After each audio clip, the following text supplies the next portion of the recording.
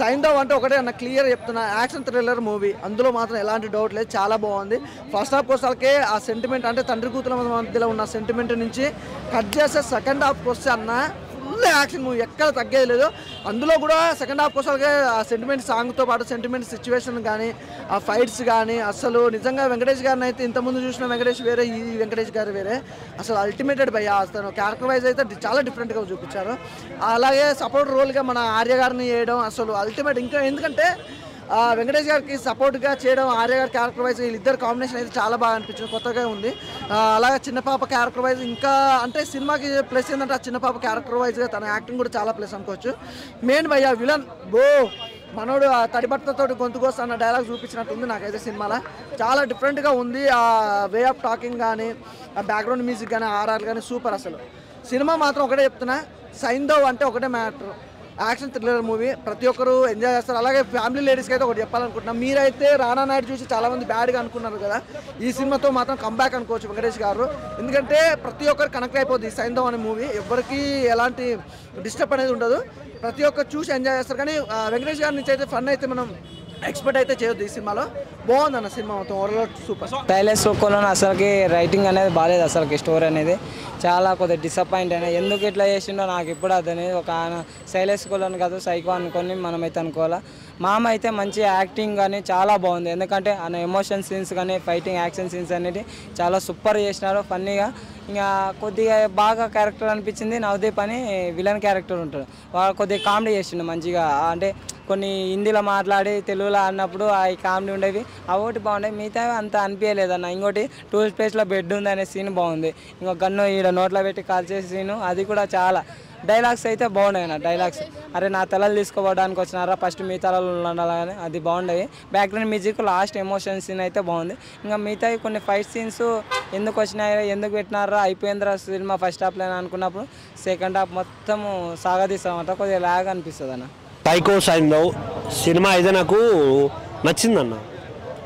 నచ్చడం మీన్స్ వాళ్ళు చేసిన యాక్టింగ్ కావచ్చు, ఆ తీసుకున్న స్క్రిప్ట్ కావచ్చు, నాకు చాలా బాగా అనిపించింది. మెయిన్గా ఇందులో పాప చేసిన క్యారెక్టరు, ఆర్య గారు, ఆండ్రియా గారి యాక్టింగ్, విక్టరీ వెంకటేష్ గారి యాక్టింగ్ కుమ్మేశారన్న. ఎక్కడ ఏ మాత్రం ఎవరు ఎంత చేయాలో అంత ఇచ్చేశారు. ఇందులో ఇంకా మెయిన్గా చెప్పాల్సిన క్యారెక్టర్ ఒకటి ఉంది, నవాజుద్దీన్. ఆ వ్యక్తి చేసిన యాక్టింగ్ ఏదైతే ఉందో చింపేశాడని చెప్పాలి.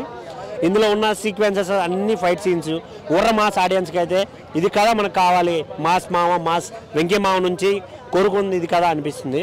అలా యాక్టింగ్ కూడా అంతా బాగుంది. బట్ స్టోరీ లైన్ అనేది డైరెక్ట్గా చూపించడం అనేది పెద్ద కొత్తగా ఏం అనిపించలేదు. ఏంటంటే వాళ్ళ కన్నకూతుర్ని కాపాడుకోవడానికి హీరో ఏం చేస్తాడు, విలన్తో ఎలా పోరాడతాడు అనేది మొత్తం ఇందులో నాకు ఏంటంటే ఇదే ట్రైలర్లో చూపించేశారు ఆల్రెడీ, సేమ్ అదే ఉంది అనిపించే ఫీల్ అయితే వచ్చింది. స్టోరీలో ఇంకొంచెం గ్రిప్ ఉంటే బాగుండేమో అనే ఫీల్ అయితే వచ్చింది. ఇంకోటి మెయిన్గా ప్రతి ఒక్కరితో చూడొచ్చు అన్న. సెంటిమెంట్ ఎంత, వైలెన్స్ ఎంత ఉందో సెంటిమెంట్ కూడా అంతే ఉంది. ఫ్యామిలీ ఆడియన్స్కి కనెక్ట్ అయ్యేలాగే ఉంది. ఎందుకంటే కళ్ళ ముందు నవ్వుతూ తిరగాల్సిన పాప కళ్ళు తిరిగి పడిపోతే వచ్చే తండ్రికి వచ్చే టెన్షను, హాస్పిటల్కి తీసుకెళ్తే ఒకే ఇంజెక్షన్ని కొన్ని వందల కోట్లు పెట్టి తీసుకురావాలంటే తండ్రి కళ్ళల్లో వచ్చే టెన్షను, ఇలా చెప్పుకుంటూ పోతే చాలా ఫ్యామిలీ ఆడియన్స్ కనెక్ట్ అయ్యే ఉంది. నాకైతే మెయిన్గా ఇంకొంచెం బీజిఎమ్స్ కొంచెం సెటప్ చేస్తుంటే బాగుండేమో అనిపించింది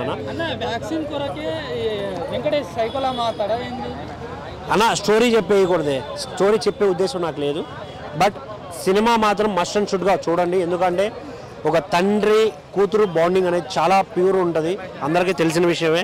బట్ థియేటర్కి వెళ్ళి చూసి కొంచెం మన వెంకటేష్ గారి 75th ఫిలిం చూసి ఎంజాయ్ చేయండి. Thank you.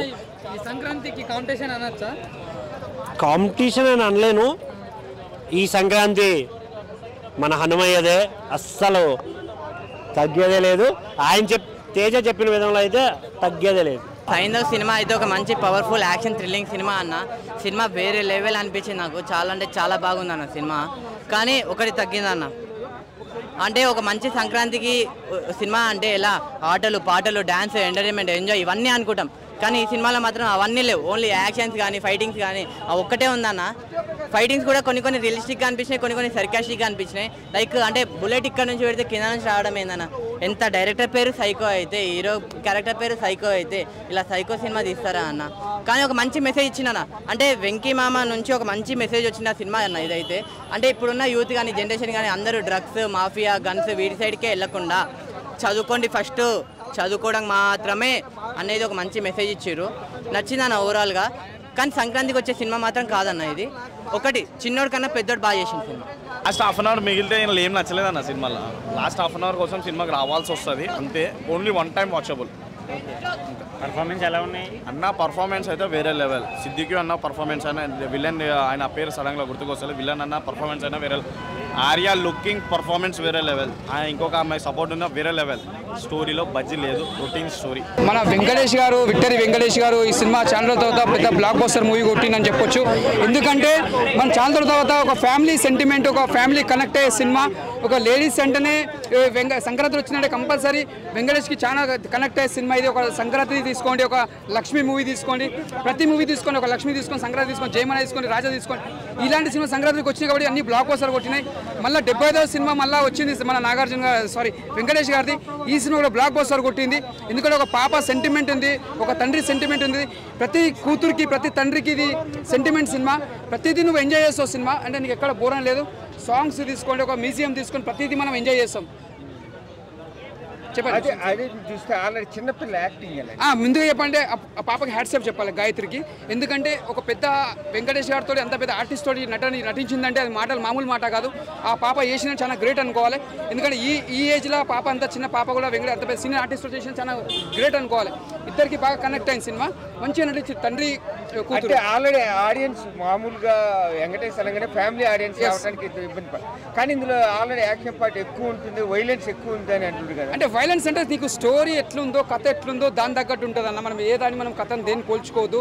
మన శాండో స్టోరీ ఎలా ఉంది, కథ ఎలా తిరుగుతుంది, ఆ పాప చుట్టే తిరుగుతుంది కథ అంతా.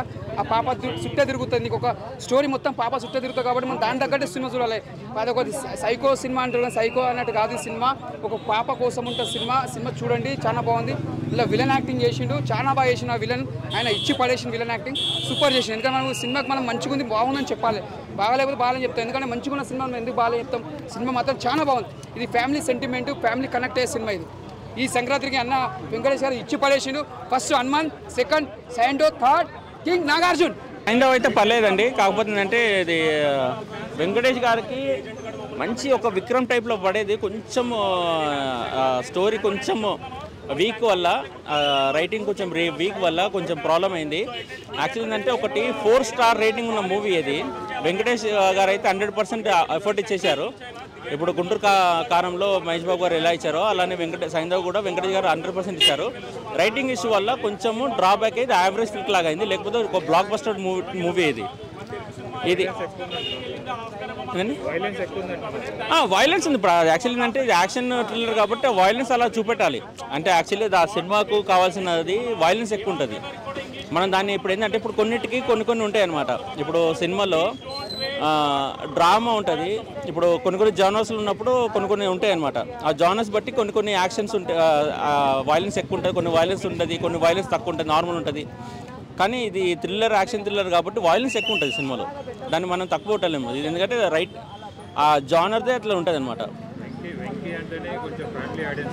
అదే ఈ వెంకీ ఫ్యామిలీ ఆడియన్స్ పక్కా కనెక్ట్ అవుతారు. ఎందుకంటే పూర్తి సెంటిమెంట్ ఉంది కాబట్టి పక్కా కనెక్ట్ అవుతారు. దీంట్లో ఇంకోటి ప్రాబ్లమ్ ఏంటంటే వెంకటేష్ గారు ప్రతిదీ ఒకటే డైలాగ్ని 4-5 టైమ్స్లో ఉంటుంది. యాక్చువల్లీ అండర్ ప్లేట్ చేయాల్సిన క్యారెక్టర్ని ఫ్యాన్స్ కోసం దృష్టిలో పెట్టుకుని తీసిరా, లేకపోతే ఆయన పాత ట్రాక్ రికార్డుని చూసుకొని ఒక గణేష్ టైప్లో అనుకున్నారో తెలియదు. కానీ ఇది యాక్చువల్లీ అండర్ ప్లేలో ఉన్నప్పుడు సైలెంట్గా ఉన్న వ్యక్తి వెళ్తూ లాస్ట్కి వైలెంట్ కావాలి. అదొక్కటి కొంచెం చూపెడితే ఇంకా బాగుండేది వెంకటేష్ గారు. ఇది ఒక డిఫరెంట్ టైప్ ఆఫ్ మూవీ ఇది వెంకటేష్ కెరియర్లో. ఏంటండి ఇప్పుడు వెంకటేష్ గారి తర్వాత అంటే నవసీద్ సిద్దికు బాగా చేశారండి. దాని తర్వాత ఇప్పుడు ఒకసారి నాకు డిసప్పాయింట్ ఏమైందంటే ఆర్య లాంటి మంచి హీరోని కూడా వాళ్ళు వాడలేకపోయారు. ఆయన నాకు తెలిసి సెకండ్ పార్ట్లో ఏమైనా వాడతారేమో ఫుల్ ఫెసిలిటీ కానీ నేను అనుకుంటున్నాను. ఆండ్రియా జెరమీని కూడా సరిగా వాడలేదు. ఇప్పుడు ఏమే శ్రీనాథ్ శ్రీధార్థ ఉంది, ఆమెది కొంచెం ఉంది. కామెడీ యాక్చువల్లీ పెట్టకూడదు కానీ కొంచెం కామెడీ టైప్లో కూడా ట్రై చేసారు. అదొకటి కొన్ని దీనివల్లనే కొంచెం యావరేజ్ ఫ్లిక్స్ లాగా వచ్చింది సినిమా మొత్తం. మా సత్యం 24 ఫ్రేమ్స్ ఛానల్ని సబ్స్క్రైబ్ చేసుకుని బెల్ ఐకాన్ని యాక్టివేట్ చేసి లైక్ చేయగలరు, షేర్ చేయగలరు.